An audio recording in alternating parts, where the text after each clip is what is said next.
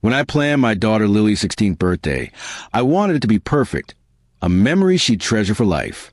The backyard was decorated with fairy lights. The cake was shaped like a butterfly, and her friends filled the air with laughter. My wife, Emily, moved through the crowd, smiling, pretending everything was fine. But deep down, I've been sensing something off between us for months. The late-night texts, the guarded phone, the unexplained absences, it all built up quietly, like a storm waiting to strike. My younger brother, Ryan, was there too, cracking jokes, hugging guests, and acting like he owned the place. We'd grown distant over the years, but I'd invited him because Lily adored her uncle. She called him her cool uncle, and I wanted piece of the day. I didn't know then that his presence would destroy everything I thought I knew about my family. As the evening went on, Lily stood in the center of the yard, surrounded by everyone she loved. I brought out the cake, candles glowing, while guests sang happy birthday. She smiled at me with the same dimple her mother had, and I felt proud, so proud, to be her dad. I had no idea that smile would haunt me for the rest of my life. When the song ended, Ryan raised his glass of champagne. "Let's hear it for my beautiful niece," he shouted. Everyone clapped, cheering, until he added, "And for me, the man who actually made this beautiful girl possible." The laughter around him died instantly. A hush fell. Emily's face turned pale. I froze, unable to process his words. "What did you just say?" I asked slowly, my voice trembling. Ryan looked straight at me, smirking.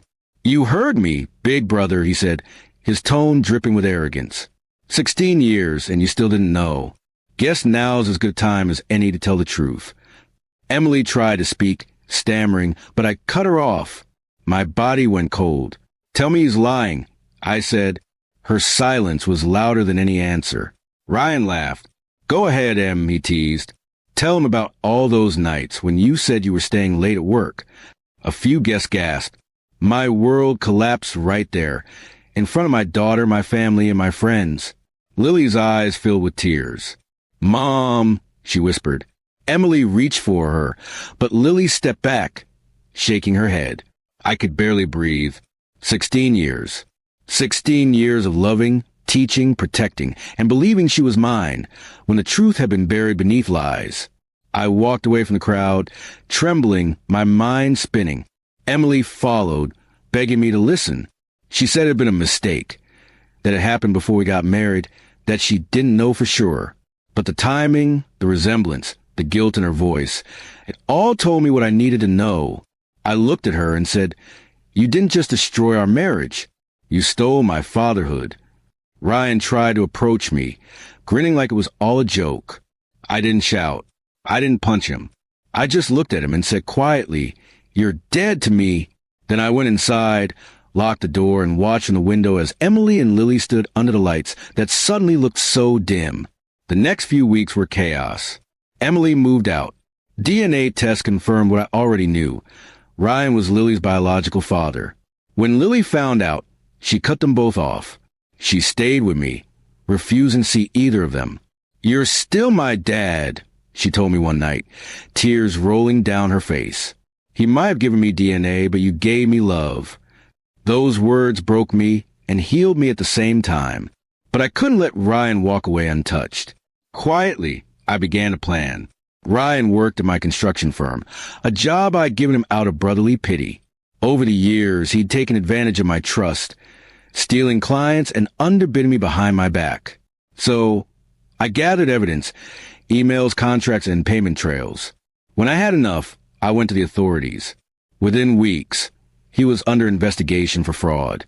The day he was arrested, I watched from across the street as police escorted him out of his office. His smug expression was gone. Emily tried to call me afterward, begging me to help him. I didn't. I simply told her, "You both chose your path. Now live with it." Months passed.